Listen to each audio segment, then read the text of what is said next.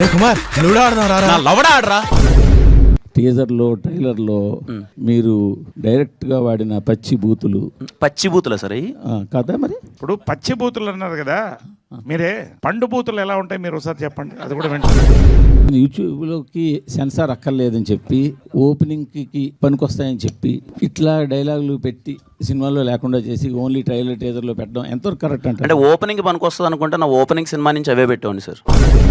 అంటే లేడీస్ చూసినప్పుడు ఒక టీజర్ చూస్తే అరే ఇదేదో బూత్ సినిమా అని పక్కన పెట్టే అవకాశం కూడా ఉంది కదా. మీకు ట్రైలర్ టీజర్ మొత్తంలో బూతే కనపడిందా? అవును, అంత బూతులు ఎవరైనా వాడతారా? రీసెంట్ గా చూస్తే నాని అట్లా తయారయ్యి కొన్ని ట్రైలర్లో టీజర్లో సినిమాలో నాని చేశాడు. నాని తర్వాత ఈ రోజు మళ్ళీ కిరణ్ అబ్బవరం అదే ఇనిషియేటివ్ తీసుకున్నారు కదా. లిటిల్ హార్ట్స్ లో ఒక డైలాగ్ ఉంది, తగులుతుంది కొంచెం ముందు జరగని.